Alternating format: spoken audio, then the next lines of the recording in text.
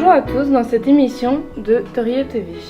Aujourd'hui, nous allons vous présenter le dispositif Jeunes en librairie. Il s'agit d'un programme permettant aux lycéens d'en apprendre plus sur la chaîne du livre et de rencontrer ses travailleurs. Nous avons eu la chance d'y participer et de découvrir la bande dessinée L'Homme Semence ainsi que ses autrices Laetitia Roussel et Mandragore. Pour vous parler de cette expérience, j'ai autour de moi Antoine, Maya, Marion, Emma, Morgane et Gianni. Bonjour à tous les 6. Bonjour. Pour commencer, Emma et Marion, pouvez-vous nous parler de la double bande dessinée ? Je vais vous parler de la première partie du livre, écrite par Laetitia Roussel, adaptée du récit de Violette Hello. Violette, alors âgée de 70 ans, nous raconte qu'à l'âge de 16 ans, les hommes ont déserté son village pour des raisons politiques. En effet, le 2 décembre 1851, le mandat de Louis-Napoléon Bonaparte, qui prendra le nom de Napoléon III l'année suivante, s'arrête. Cependant, il souhaite rester au pouvoir et décide alors de lancer un coup d'État avec l'aide de l'armée. Devenu autoritaire, il modifie la Constitution et dissout le Conseil d'État. Pour se maintenir au pouvoir, il organise un référendum. Cependant, il ne s'agit pas vraiment de laisser le peuple s'exprimer, car ils ne peuvent répondre que oui. L'histoire se déroule en Provence, en 1851, où nous trouvons les derniers comités de résistance. Une insurrection a eu lieu à Entrevennes et au village du Poil, et les hommes ont tous été emprisonnés. Laissés seuls pour tout gérer, les femmes décident d'un pacte. Lequel ? Celui de partager la semence du premier homme qui arrivera. Un beau jour, un homme apparaît dans la vallée. Violette lui raconte l'histoire du pacte parce qu'il accepte en jurant cependant de n'aimer qu'elle. Quel sera leur destin ? Malheureusement, leur amour prend fin au départ de l'homme, alors que le village reprend vie avec les enfants puis le retour des hommes. Dans la deuxième partie du livre, Mandragore revient sur le texte d'origine de Violette Hello. Un texte entouré de mystères. Écrit en 1919, suite aux dispositions testamentaires de Violette, il n'est remis à son héritière qu'en 1952. Celle-ci, Evelyne, confie le manuscrit aux éditions Parole en 2006. Et le succès est immédiat. Mandragore retrace la rencontre des auditrices avec l'éditeur et leurs enquêtes sur les pas de Violette Hello dans les Alpes de Haute-Provence à la recherche du lieu décrit dans le texte. Ont-elles réussi à percer le mystère ? Pas vraiment. Laetitia et Mandragore vont de village en village jusqu'à Saulmort, ancien village des Alpes de Haute-Provence. Mais durant cette exploration, elles vont se poser de nombreuses questions. Pourquoi le mythe de Violette Hello reste aussi secret ? Pourquoi Violette a-t-elle décidé de rendre son histoire publique ? Et pourquoi le village semble-t-il n'avoir jamais existé ? Merci les filles. Au tour maintenant des deux autrices, avec tout d'abord Morgane. Laetitia Roussel, âgée de 39 ans, est une autrice de bande dessinée et illustratrice française. Depuis son plus jeune âge, elle dessine. Elle a fait une filière générale option art plastique, puis s'est dirigée vers un BTS de communication visuelle.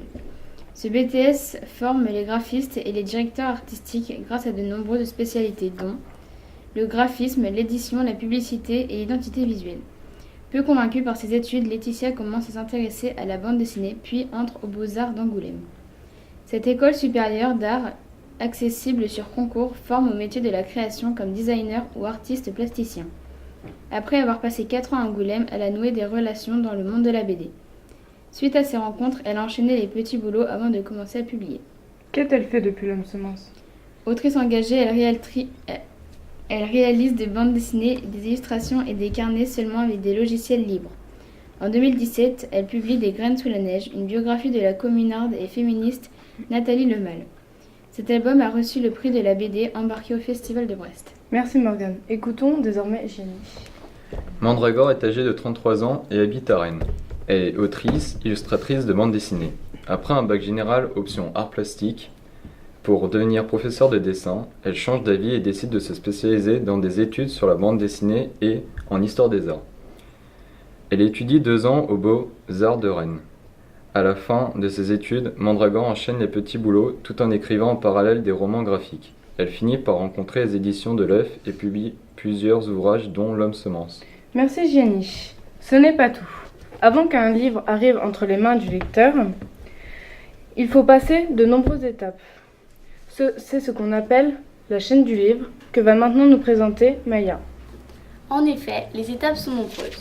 Tout d'abord, les auteurs réfléchissent à la composition de leur livre. Ils rédigent une histoire, un petit scénario ou bien une planche de BD et l'envoient à une maison d'édition. L'auteur va alors décider si le projet est validé ou non. Il va recontacter l'auteur pour qu'il fasse des retouches sur son histoire avant que le livre ne soit fabriqué. Une fois le projet fini, l'éditeur contacte un technicien de fabrication pour qu'il choisisse le papier, le format, la couverture, etc. Le livre est enfin fabriqué, c'est ça? Oui, le contenu est transféré sur un fichier numérique. Le photographeur vérifie ensuite la mise en page et ajoute des retouches nécessaires. Le livre part alors à l'impression. L'imprimerie et la maison d'édition communiquent pour que le livre soit mis en page correctement. Les livres enfin imprimés, ils peuvent être distribués. Ils sont envoyés dans des camions et répartis dans des centrales d'achat des grandes surfaces.